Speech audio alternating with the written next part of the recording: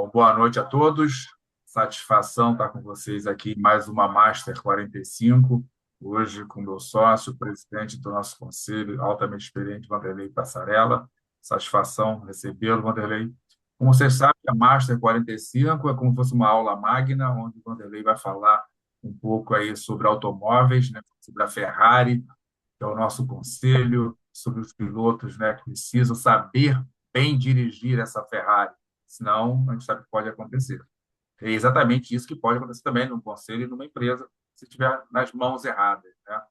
É uma pessoa não bem formada, com as habilidades e competências devidas.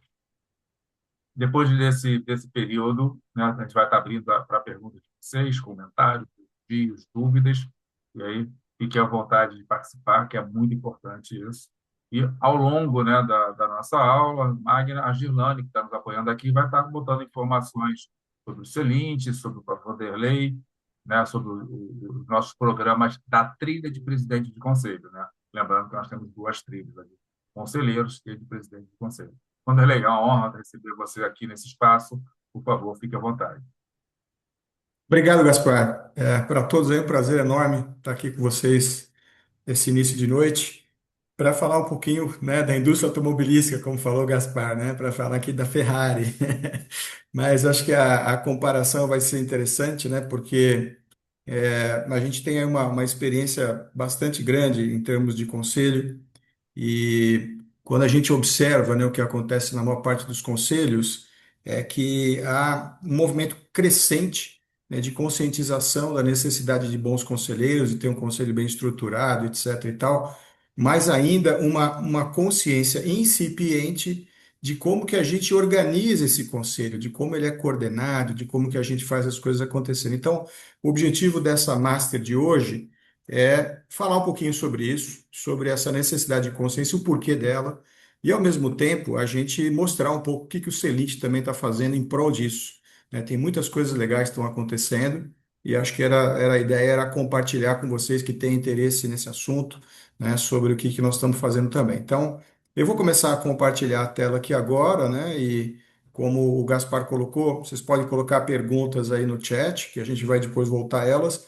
E também eu vou reservar lá uns 15 minutos finais para a gente poder bater um papo. E aí também fica à vontade quem quiser fazer pergunta aqui ao vivo, né? Então a gente vai proceder dessa forma. Então, começando aqui a minha apresentação, né? O conselho é uma Ferrari, né? Mas quem está pilotando? Então, eu parto do princípio, quando eu falo que é uma Ferrari, que a gente já está, né, com esse nível de consciência, né, de que os conselhos estão evoluindo bastante, que tem cada vez mais documentação, tem literatura, tem cursos, programas, formação e consultorias, enfim, todo mundo trabalhando para formatar bem um conselho. Mas quem está pilotando, né? Essa é a grande pergunta, tá?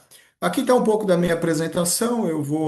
Não vou ler aqui o que está escrito. Vocês também vão receber depois esse material aqui que eu estou apresentando.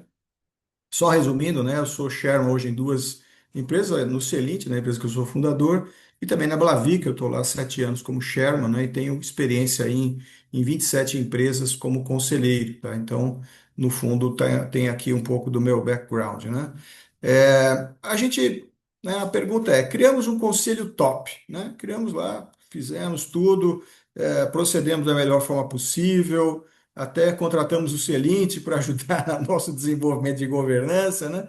E nós temos no nosso conselho três aspectos importantes: diversidade, competências adquiridas e experiências, né? Temos lá tudo isso, está tudo bem montado, etc. e tal, e as coisas estão ok. Agora, né, a pergunta é: colocamos todos juntos, vai funcionar? E a, a grande questão é que uma boa parte das vezes a gente observa que não funciona, né? Tem casos aí de sucesso, a gente tem vários casos de sucesso, mas também tem casos de sucesso. Por quê? Porque não basta a gente ter as pessoas certas no lugar certo, elas precisam ser coordenadas, é preciso haver uma consciência, né? Uma compreensão, né, de como que a gente junta esse pessoal, que é um pessoal de altíssimo nível, e aí reside também uma certa dificuldade, né? Como é que nós vamos, esse pessoal de alto nível, como é que eles vão se coordenar, como é que eles vão trabalhar juntos, tomar decisão em conjunto, sendo que eles se veem praticamente uma vez por mês, né, que é o dia da reunião. Claro que eles podem se falar por e-mail, por WhatsApp, isso é normal, é comum.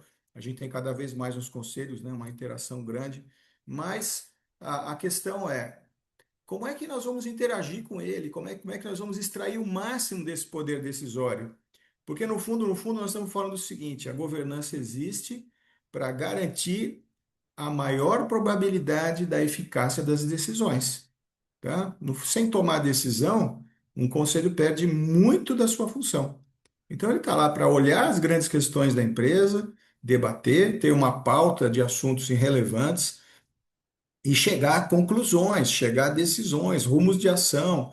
E é por isso que a gente monta um conselho, porque são questões muito profundas que vale a pena a gente ter um fórum qualificado com gente de fora da empresa que tenha trajetória e experiência acumulada para ajudar a ver os diferentes ângulos e ajudar a tomar essa decisão da melhor forma possível, né? Mas são pessoas, são profissionais de altíssimo nível, de altíssimo gabarito. Então, como é que a gente faz para coordenar isso? Um dos pontos importantes que a gente vê é que quando a gente tem uma equipe de trabalho na gestão, eu sou um executivo, né? Tenho minha equipe.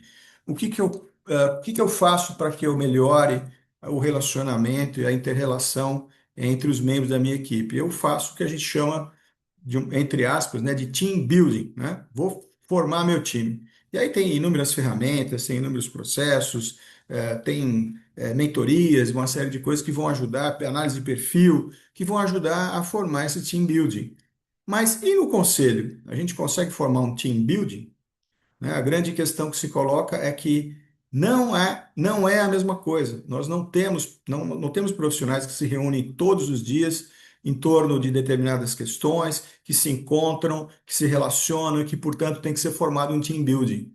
No máximo, a gente pode falar em teaming, né? Que seria no inglês T-E-A-M-I-N-G, que seria fazer uma correlação de forças momentânea para que aquilo aconteça da melhor forma possível. Então, imagine que a coordenação disso, ela é ainda mais exigente do que um team building, né? Essa é a grande questão. Então, colocamos todos juntos, vai funcionar?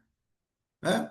É preciso coordenação, é preciso que esse time seja coordenado, é preciso que se coloque em utilização instrumentos adequados para que a gente consiga fazer com que esse time, que não é um team building, mas um teaming, né, ele consiga trabalhar junto com esses instrumentos.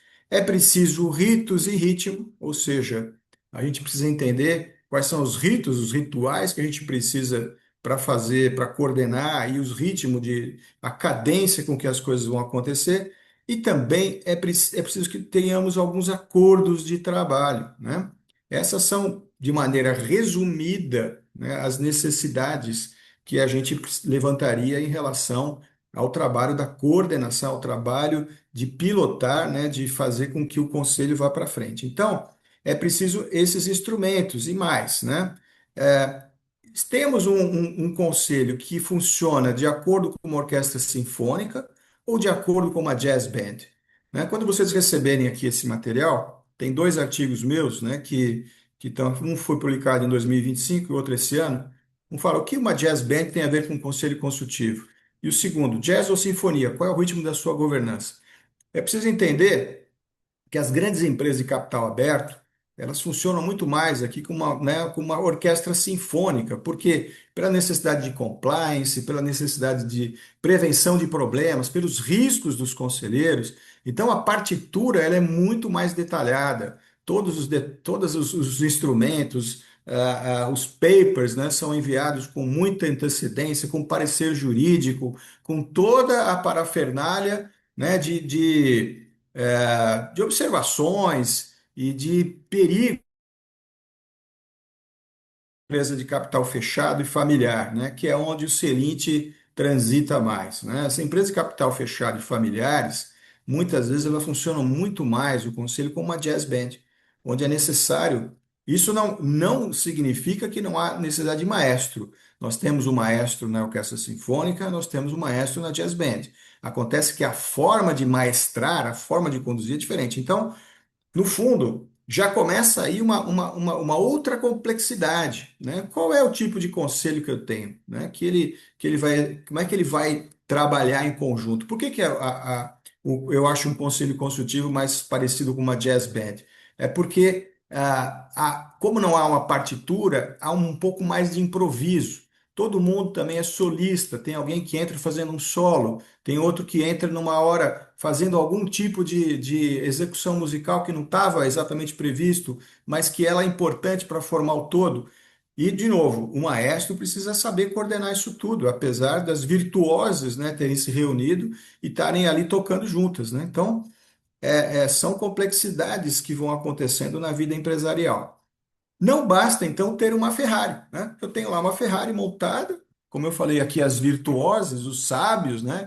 Que a gente sempre fala, né? Os conselheiros, no fundo, têm que ser sábios pela experiência e sabedoria acumulada.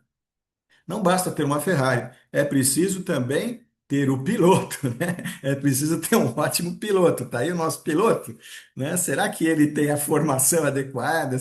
Será que só porque ele colocou a roupa ali da escuderia Ferrari, ele está preparado? Então, um pouco de humor aqui para a gente rir, mas a situação na prática às vezes se dá dessa forma. Pessoal, assim, Gaspar, eu, os nossos sócios, temos nos deparado com isso. A gente monta lá o conselho, faz tal, ou observa, vai fazer um assessment de governança, e de repente quem é que está pilotando? Né? É alguém da família que às vezes, muitas vezes não teve a preparação adequada, não entende muito bem o que é governança, quais são os ritos e ritmos, como é que coordena, enfim. E mais, né? Vou um pouco além. A gente tem, às vezes, a impressão de que se eu pegar um executivo de topo, alguém que foi presidente de uma grande empresa, eu colocar ele como chairman, como chairperson, ele ou ela, está resolvido o problema.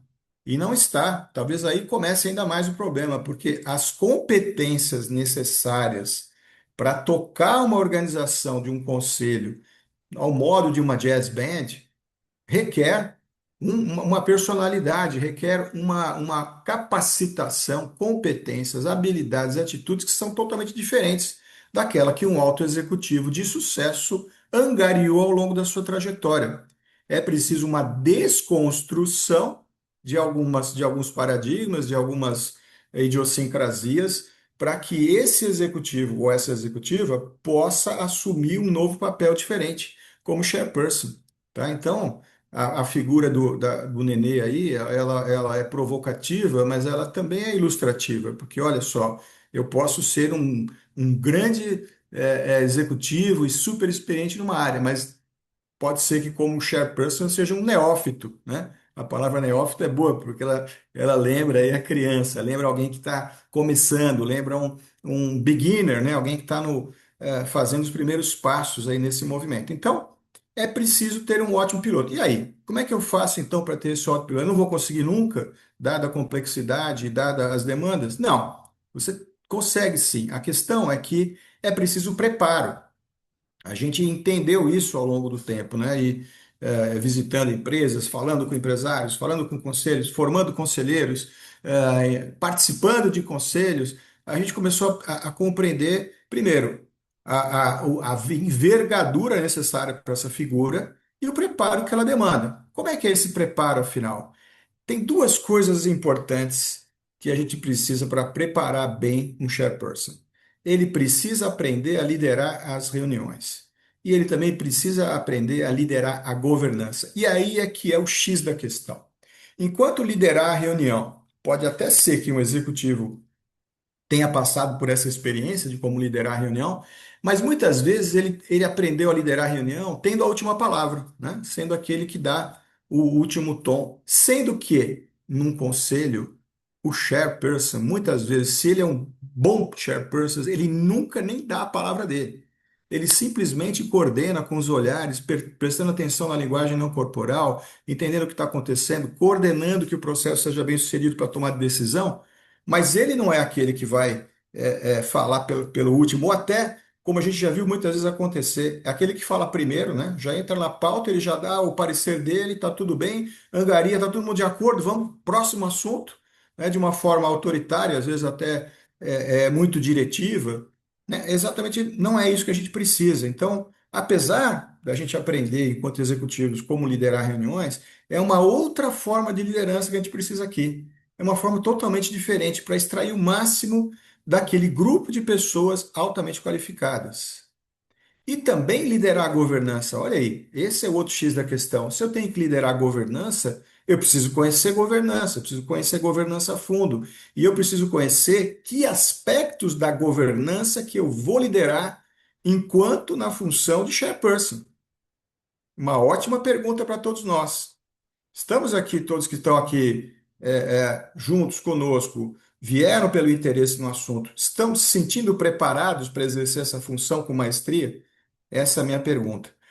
E aí vou dizer, olha, esse líder de reunião e líder da governança, né, eles se desdobram, né, em dois aspectos. Primeiro, a atuação do presidente do conselho, ela se desdobra também nessas duas questões, na reunião, né, e na governança da companhia. Na reunião, você tem dois aspectos a pensar. Você vai liderar a reunião enquanto na reunião em si. E você vai liderar a reunião quando você estiver entre reuniões.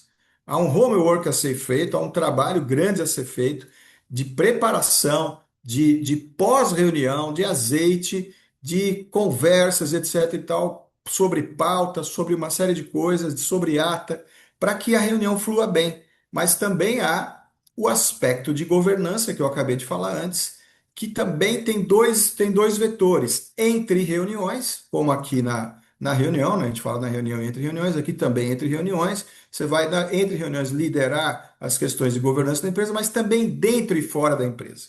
Você tem papéis a desempenhar que estão como líder da governança e relacionados internamente à empresa e fora da empresa. Então há também um aspecto aí de embaixador ou liaison, que eu chamo em inglês, né, a palavra de conexão. Então, aqui estão os 15 papéis a exercer, né, que a gente ministra no nosso programa chamado DPC, Desenvolvimento do Presidente do Conselho. Os 15 papéis são esses. Então, eu reuni aqui agora, vocês viram lá naquele outro quadro que existe o líder da reunião e o líder da governança. E eu desdobrei isso agora em três aspectos. Os 15 papéis a exercer na reunião, o maestro, incentivador, mediador, sintetizador e líder entre reuniões, como dirigente da pauta, guardião da estratégia, estimulador das atas, líder da governança e garantidor de materiais de apoio. E existe também os 5 papéis exercidos dentro e fora da empresa, como mentor, diplomata, negociador, pontífice com os stakeholders e inovador. Então a gente se aprofunda nesses 15 papéis que eles estão correlacionados àquelas duas grandes atividades, liderar a reunião e liderar a governança, né? Desdobrados ali nesses 15 papéis. Quando a gente aprende esses 15 papéis, e fica claro, às vezes a pergunta que se coloca, mas isso aí demanda um super-homem, uma super-mulher, ou um super-homem, uma mulher maravilha? Não, na verdade, a gente nunca vai ser extremamente proficiente em todos os 15 papéis, mas nós não podemos olvidar, não podemos deixar de considerar e compreender os papéis que são exigidos. Porque se eu quiser excelência, eu preciso minimamente exercer um pouco de cada papel. Sendo que, naturalmente, eu vou ter 3, 4, 5 papéis em que eu vou ser muito bom, eu vou ser excelente, vou superar as expectativas. Mas é preciso compreender que, pelo menos, eu conheça esses papéis, saiba o que eles representam e exerça-os, né, de forma minimamente possível, eficiente, para que a coisa possa andar. Então, quando a gente estudou esses papéis, né, a gente estudou porque, primeiro, como a gente sempre faz no Celite, pelo método indutivo. Vamos lá na prática, vamos ver o que acontece, o que funciona, né, e vamos trazer aqui, observar como é que são a inter-relação dessas variáveis. Mas também a gente foi na literatura, fomos estudar, fomos ver artigos, fomos ver, conversar com outros presidentes de conselho, etc. e tal, e a gente chegou nessa formatação que hoje é o modelo Celite, né? O modelo dos papéis a exercer. É importante entender esses 15 papéis, porque eles vão se desdobrar em competências e habilidades principais, né? Para exercer esse portfólio de atividades, né, que desemboca, como eu citei lá, líder da reunião e líder da governança, eu tenho que exercer esses 15 papéis, mas ele se desdobra em quatro competências e habilidades principais. Uma delas, é claro, é o próprio domínio desses 15 papéis. Conhecer e exercer os seus papéis. Nesse sentido, o que a gente no Serinte elaborou? Um programa chamado DPC, que é Desenvolvimento de Presidente do Conselho. Lá a gente escarafuncha esses 15 papéis, traz casos, traz discussões, debates, traz artigos, mais materiais de leitura, depoimentos de presidente de conselho, que vão nos ajudar a compreender como é que esses 15 papéis se interrelacionam e como é que eu tenho que exercê-los da melhor forma possível. Sempre lembrando que eu não vou conseguir fazer os 15 todos de uma forma perfeita, mas sim alguns deles, uma meia dúzia, e o restante eu vou minimamente fazer o mínimo possível para que ele esteja lembrado. Então, a primeira grande competência, conhecer e exercer os papéis. A segunda grande competência, extrair o máximo do processo decisório. Afinal de contas, esse é o leitmotiv, né? Aí em francês, que existe o conselho, né? O motivo principal é o processo decisório, é estar juntos ali para que várias cabeças pensem melhor do que uma só. Nesse sentido, a gente elaborou também um programa, né, chamado A Arte da Escuta e o Processo Decisório em Conselhos, que é o programa que vai te dar essa amplitude de melhorar teu processo decisório. Está aqui, se não me engano, a Vera, né, que é uma das instrutoras, junto com o Marcos, para fazer com que essa capacitação de processo decisório seja exercida da melhor forma possível. Lembrando aquilo que eu falei, né? Não é um team building, a gente faz um time no conselho, como presidente do conselho. Terceira competência é criar o time. Então, é isso que eu falei, né? Esse criar o time, nós desenvolvemos um novo programa e esse vai estar no ar agora a partir de setembro desse ano, chamado Autoconhecimento e Transformação Pessoal. Não é nada esotérico, não é nada voltado a psicologia. Ele é um programa que vai olhar exatamente, fazer com que esse presidente do conselho olhe para si mesmo e consiga olhar para o outro, ou consiga olhar para o outro com profundidade. Nós fazemos nesse programa algumas dinâmicas, né, onde a gente começa a perceber lá que normalmente uma dinâmica é muito, muito interessante, né? Você toma decisão, você vê um filme, toma decisão sobre algumas questões do filme, é uma múltiplas escolhas. E depois você tem uma nota de acerto pelo prazo exíguo que você viu aquele filme. Depois você senta com os seus pares e toma de novo as mesmas decisões agora em conjunto. E a gente vai provar ali matematicamente de que o grupo funciona melhor do que uma parte isolada, né? Então, isso. E aí fazemos uma outra dinâmica que mostra preconceito. Olha só como está arraigado o preconceito. A gente faz uma dinâmica que o lado chama-se a face oculta. E a gente vai lá e observa algumas coisas que estão escondidas para si próprio. E isso vem à tona. E a gente percebe o quanto que a gente se conhecer e saber se a gente tem preconceito, se a gente tem algumas questões escondidas por formação, por idiosincrasia, por educação, isso vem à tona. Então, esse autoconhecimento ele ajuda para que a gente possa tirar o máximo dos outros também. É o famoso formar o time. E por que não dizer, a quarta competência é liderar um grupo muito qualificado. E para isso a gente desenvolveu o LIC, que é a Liderança Integral no Conselho. Liderança Integral no Conselho é um programa que vai muito na linha, né, do líder servidor, aquele líder que é capaz de estender o tapete para todos, para que todos possam se sentir à vontade, criar a ambiência, inclusive com neurociência, com uma série de aspectos muito interessantes. Que se baseia também na ideia de múltiplas inteligências, né, do homem integral, para poder liderar um grupo muito qualificado. Então, a gente se cercou dessas quatro competências com quatro programas que se interrelacionam, né, para formar uma certificação. A certificação de presidente do conselho com 35 horas, né, CertPress. Começa então com o DPC, com o arte da escuta e o processo decisório. O autoconhecimento e a transformação pessoal é a liderança integral no conselho. Então, está aqui a nossa certificação que ajuda a desenvolver essas competências, ajuda aquele nenê que está com, a- com o macacão da Ferrari a virar realmente um Ayrton Senna. Essa que é a ideia, né? Aliás, o macacão vermelho ficou característico ali do Senna. Então, tá aqui um jargão, né, Gaspar? Que o CertPress tem o objetivo de transformar um neném em Ayrton Senna. Está aí um ponto da nossa ambição. Boa. Agora, Vanderlei, você falou assim, começar pelo DPC, mas na verdade posso começar por qualquer um dos quatro, né? Ah, é verdade. Eu falei, o DPC, ele te dá os 15 papéis. A grande maioria começa pelo DPC. Nós já estamos na quarta turma do DPC. Está ocorrendo nesse momento a quarta turma. Mas, por exemplo, o Arte, né, o programa foi anterior, inclusive, ao DPC, então já tem outras turmas do Arte. Mas também o LEAC vai acontecer agora no meio do ano. Quer dizer, quem quiser também começar pelo LEAC. E o ATP mais lá para setembro, outubro. Então, completando os quatro programas, né, as 35 horas, você se certifica aí como presidente do conselho, que é inovador, né? No Brasil não temos nada parecido e acho que isso vem na linha daquilo que a gente está querendo fazer, né? Desenvolver a governança do Brasil, que o nosso propósito é esse, o propósito de trazer programas de alto nível para conseguir que a governança vá para frente.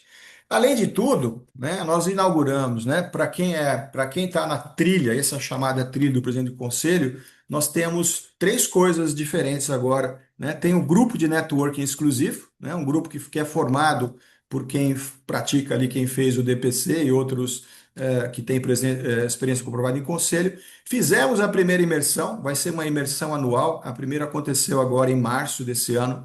Tivemos 13 profissionais lá fazendo uma imersão para discutir suas questões pessoais, formamos base para um programa de desenvolvimento individual de cada um, fizemos outras atividades e passeios, foi um fim de semana inteiro com os familiares, uma atividade sensacional, né, que foi legal, todo mundo gostou, e deu início, a partir dessa primeira imersão, a uma comunidade de prática para presidente de conselho, né? Então, o Celite hoje está com três comunidades, uma liderada pelo Gaspar, que é o Alumni Plus, né? Para quem já cursou qualquer um dos nossos programas, pode entrar no Alumni Plus para se mergulhar ainda mais no processo de formação e de preparo, né, para as entrevistas ou para atuar no primeiro conselho ou até no segundo, enfim.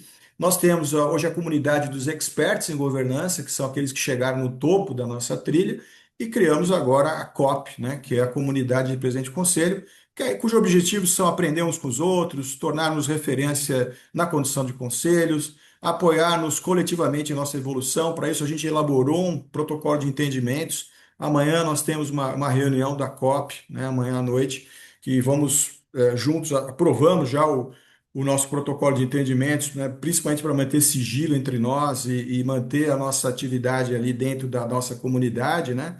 E, claro, nos unirmos para que a gente possa ter cada vez empresas mais maduras, bem governadas, perenes e contributivas no desenvolvimento do país. Essa é, então, a estrutura total hoje do CertPress. Conta com os quatro programas, o DPC é o programa mãe, né, o programa chave ali que dá os 15 papéis profundamente. Nós temos um grupo que se formou de networking, que também realiza essa imersão anual, e com isso foi criada a nossa comunidade de prática, né? A ideia, ali a gente explica depois o que é uma comunidade de prática, é um conceito também inovador, interessante, né, que está muito a ver com a Learning Organization, né, do Peter Senge, mas enfim, essa, vamos dizer assim, é toda a estrutura que a gente tem hoje, que a gente oferece, né, para quem é presidente de conselho, para quem é empresário e quer se tornar um bom presidente de conselho, ou para quem é um conselheiro gabaritado e vê a possibilidade de migrar, inclusive, de evoluir para uma carreira de presidente de conselho, como aconteceu comigo, com o Gaspar e com outros sócios do Celint, né? Então, só para concluir, né? Concluir aqui em tempo, meia hora. Falei que a gente teria depois 15 minutos para debater. Aqui estão os nossos sócios, eu acredito que vocês conheçam, né? Quem já está com a gente aí há algum tempo, nós somos em 7 sócios hoje. É, Aqui estão os nossos contatos, vocês vão receber isso tudo e é um prazer, né, para nós compartilharmos depois esse material. E eu concluo aqui, né? Se quiserem evoluir ou se tiverem dúvidas aí, podem agendar, mas estamos aqui agora também para dar continuidade nessa conversa. E estou vendo aqui Legal. com Andrei, felicidade que nós estamos aqui com antes de, 52 participantes. Eu sei, fiquei bem isso, feliz aqui, estamos bem cheios. Vai lá, Gaspar. antes de abrir as perguntas, que já temos duas no chat, mas assim, tem algum Sim. pré-requisito para eu cursar o CertPress, né? Independente da experiência já como presidente, Perfeito. tecnicamente ou academicamente falando? Nós sempre temos uma curadoria, né, Gaspar, né, em todos os programas que a gente faz. No caso, para poder cursar qualquer programa complementar, para cursar o DPC, a gente já vai olhar se você é um conselheiro experimentado ou se você é presidente do conselho ou um empresário que está montando seu conselho. Então, são três pré-requisitos ali para entrar para o DPC. O ARTE, o LIC e o ATP não têm esses pré-requisitos, porque são programas individuais que você pode cursar ad hoc e não fazer parte da trilha. Mas, de fato, para completar a trilha e ter o CertPress, você vai precisar para o DPC, então vai precisar para a trilha, por ordem, por decorrência, né?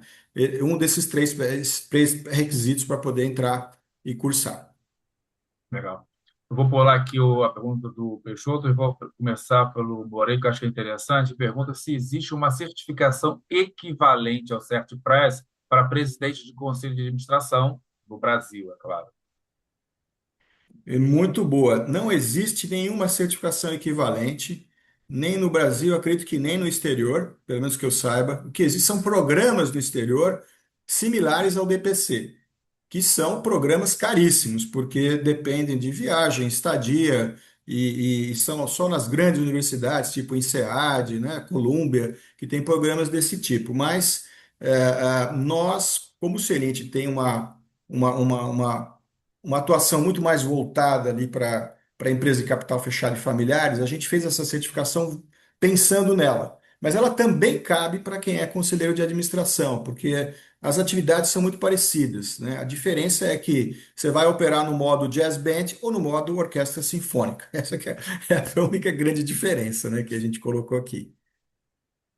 Um ponto que sempre aparece aí nas nossas lives, né, com a questão da tecnologia que estão chegando, principalmente a inteligência artificial, o João Peixoto pergunta, quando ele é em um ambiente cada vez mais volátil e incerto, com o uso cada vez maior de tecnologia, principalmente a inteligência artificial, qual a sua visão de futuro para os principais impactos na gestão, nessa orquestração do presidente de conselho?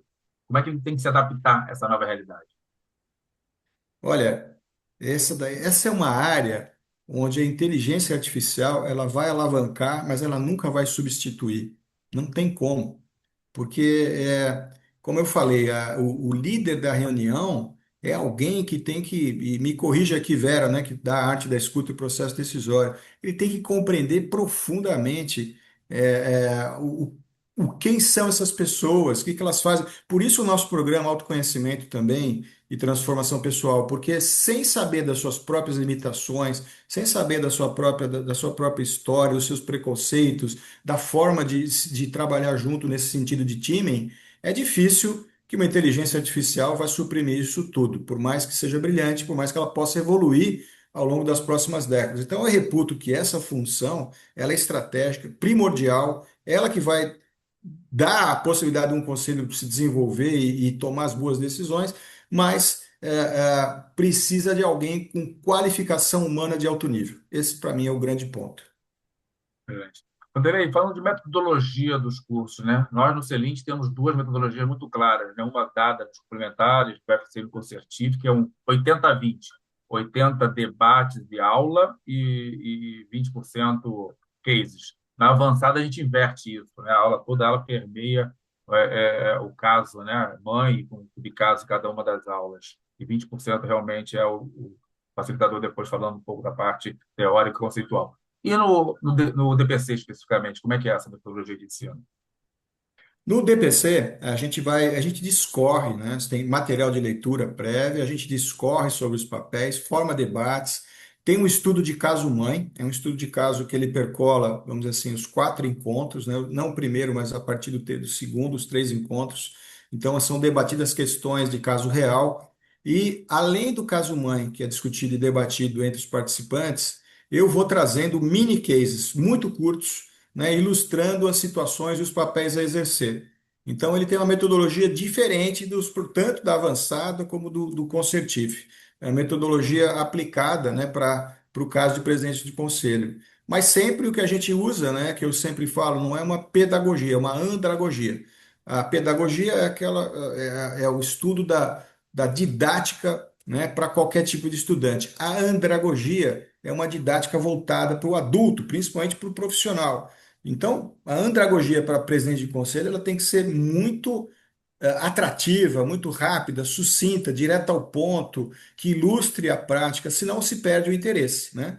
Então, acho que a andragogia ela é feita dessa forma e, assim, acho que tem alguns aqui que já fizeram, que estão fazendo DPC, que sabem, né, que é uma coisa bastante dinâmica e bastante prática, que traz insights e aprendizados importantes. Nós já tivemos vários casos, né? Sempre nas turmas a gente traz um depoente que já participou do DPC e ele vem ilustrar aquilo que ele conseguiu implantar na sua própria empresa. E a gente tem vários, né, que já participaram do DPC que depois falam, puxa, para mim foi sensacional porque eu não conseguia compreender certas coisas e agora eu consigo compreender. A evolução do conselho foi significativa. Enfim, é um investimento que vale a pena, né? Não só para quem já tem seu conselho, como também para quem tem a intenção de se tornar um presidente do conselho. Eu digo que essa função vai ser cada vez mais demandante. Por quê?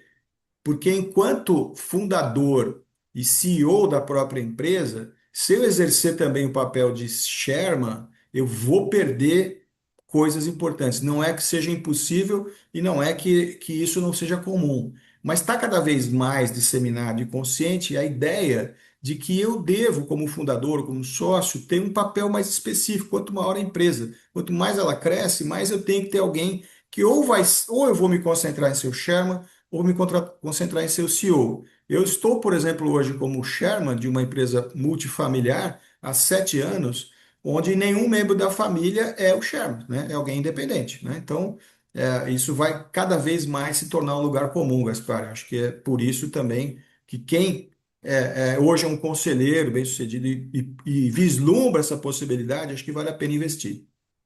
Legal. E aí, falando nisso, Vanderlei, na sua experiência, né, o André, agora com essa pergunta, sendo um conselheiro, né, quanto tempo de experiência, na média, na sua experiência, você acredita que a pessoa vai estar pelo menos, habilitada já, né, ou capaz de ser um presidente de conselho? Olha, eu não vejo isso numa questão de tempo, até porque tempo é relativo, já dizia Albert Einstein, né? Então, assim, é difícil a gente falar, medir isso aqui no tempo. Tem conselheiros que a gente viu assumindo o conselho aos 31 anos de idade. Eu assumi aos 35, mas eu já vi conselheiros, né, que inclusive escreveram ali depoimentos no meu livro, Conselheiro de Empresas. Posso até citar o nome dele, porque está lá, que é o Daniel Slack, que ele com 31 anos ele já era presidente de uma das operações da Heinz, hoje ele é o CFO da Sabesp, né, que está em voga e tal. E então é difícil falar, não é o tempo não é medido pelo tempo corrente, né, pelo que eu chamo de Cronos. Ele é medido pelo tempo de Kairos, que é o tempo da qualidade da sua maturidade, né? Então, eu vejo que um conselheiro que já esteja em dois, três conselhos, acho que difícil um conselheiro que participou de um conselho só ser um bom presidente, mas que já atuou em dois, três, quatro conselhos e ao mesmo tempo já tem um certo tempo de estudo e preparo, porque isso faz diferença, né? Quando eu comecei lá no primeiro conselho há quase 30 anos atrás, eu não tinha nenhum programa que me desse suporte, então eu tive que aprender ali no dia a dia, errando, né? Fiz muita coisa errada. Se eu soubesse hoje o que eu sei seria muito mais rápido, né, a evolução. Mas se você já está em dois, três conselhos, você estuda e você tem uma exposição a grandes questões, eu acredito que a tua maturidade vem rápido, vem ali nos 3, 4 anos, você já está habilitado para poder atuar bem como presidente do conselho. Mas reforço, o tempo é relativo, então isso não quer dizer que seja uma equação matemática. Para cada um vai exigir um tempo adequado ali para sua maturidade. Quando ele, aproveitando a pergunta do Maurício Neves, né, ele pergunta se o curso é conduzido por mais de um instrutor. Aí eu acho que vale a pena falar de cada um deles, DPC, ART, LIC e ATP. E se ele é online, Legal. 100%, o DPC especificamente, ele é 100% online?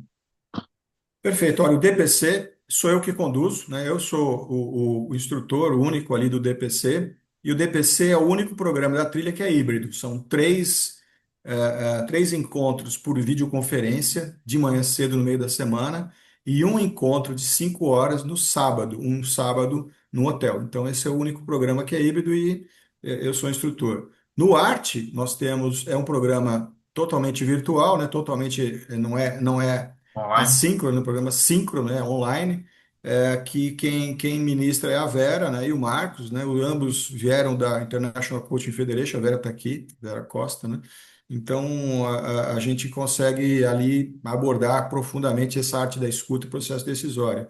O LIC, que é a liderança integral do conselho, é o Arthur Tavares, que é um sócio do Celint também, e que ministra um curso de liderança, um módulo de liderança no Concertif. Então, ele é bastante experimentado, também dá aula na GV sobre liderança, então ele está bem ali qualificado e é também online durante a semana.